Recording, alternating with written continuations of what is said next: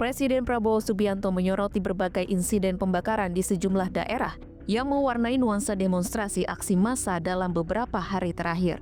Dijumpai di Rumah Sakit Polri Jakarta Timur, Presiden mengatakan niat untuk merusuh, merusak, dan menciptakan amarah rakyat menjadi keprihatinan baginya.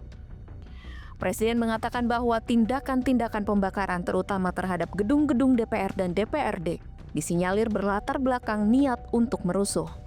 Presiden pun memastikan aksi-aksi tersebut akan ditindak tegas. Menurut Prabowo, tindakan pengerusakan itu sebagai upaya makar, bukan penyampaian aspirasi. Ini adalah instansi negara yang menjalankan kedaulatan negara, alat demokrasi, dibakar. Jadi niatnya bukan menyampaikan pendapat. Niatnya adalah bikin rusuh.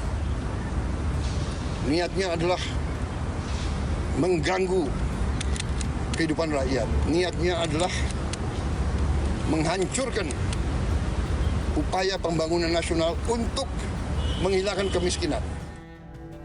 Presiden juga menyoroti sejumlah korban yang ditimbulkan akibat aksi pembakaran, termasuk ASN yang korban tewas di gedung DPRD Sulawesi Selatan. Ia menyebut tak akan ragu untuk mengusut dan menindaklanjuti para pelaku.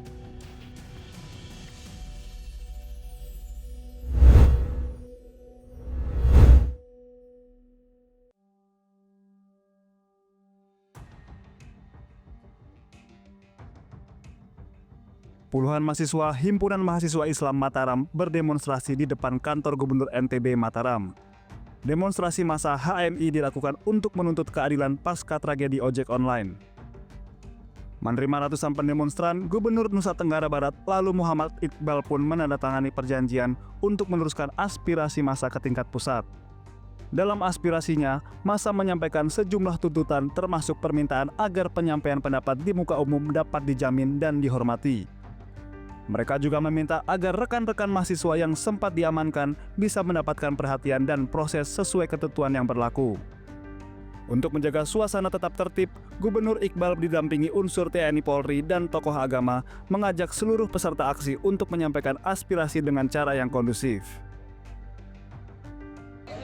Hari ini, adinda-dinda semua datang dan menyampaikan aspirasi. Saya akan sampaikan persis seperti yang kalian sampaikan. Ini komitmen Kanda. Pegang komitmen Kanda bahwa apa yang kalian sampaikan tidak akan dilebihkan, tidak akan dikurangi. Saya sampaikan persis seperti itu ke pimpinan di Jakarta. Tugas saya adalah sebagai perpanjangan tangan pemerintah pusat adalah membuka telinga saya untuk mendengarkan kalian. Bahwasanya kita sudah berkomitmen dan bersepakat bahwasanya Indonesia ini adalah negara demokrasi, kebebasan berpendapat, kebebasan pers harus sama-sama kita jaga. Dan kami berharap kedepannya ini menjadi pembelajaran bagi kita semua sebagai mahasiswa, sebagai seluruh anak bangsa hari ini untuk terus menjaga keutuhan dan persatuan bangsa. Meski aksi berjalan damai dan tertib, pengamanan di kompleks kantor Gubernur NTB tetap diperketat. Pengetatan keamanan dilakukan untuk mengantisipasi kemungkinan aksi susulan.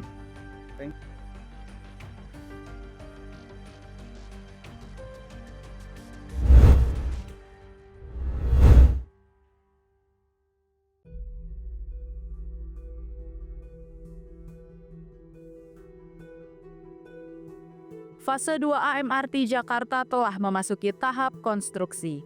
Seluruh stasiun pada fase ini dibangun di bawah tanah dan terbagi dalam 2 segmen, yaitu Bundaran HI sampai Harmoni dan Harmoni sampai Kota. Progres pembangunan MRT fase 2A di salah satu stasiun penting dalam rute segmen 1 yaitu Stasiun Monas.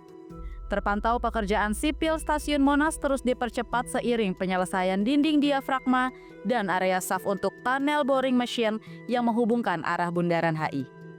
Pada struktur stasiun akan terdapat sekitar 102 panel dengan setiap panel berkedalaman lebih dari 30 meter, tebal 1 meter dan lebar 6 meter.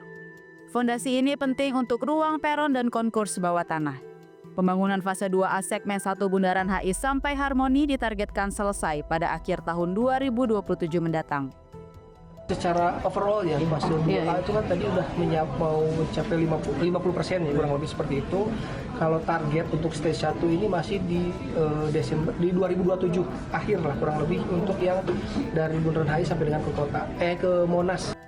Tak hanya membangun jalur dan stasiun, Kepala Divisi Engineering MRT Jakarta, Rizka Muslimah menyebut pihaknya juga menyiapkan interkoneksi gedung sekitar melalui lokal panel. Lokal panel adalah dinding khusus di stasiun bawah tanah yang nantinya bisa dibuka jika terdapat gedung yang ingin terhubung langsung tanpa mengganggu operasional MRT.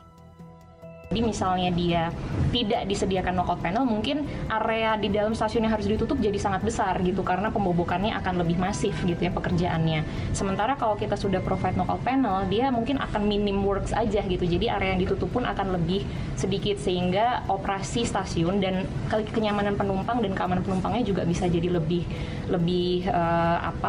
dijaga gitu. Pembangunan fase 2A akan menghasilkan 7 stasiun bawah tanah yang terbagi menjadi 2 segmen. Jalur fase 2A akan membentang sepanjang 5,8 km yang direncanakan dapat beroperasi secara utuh pada 2029 mendatang.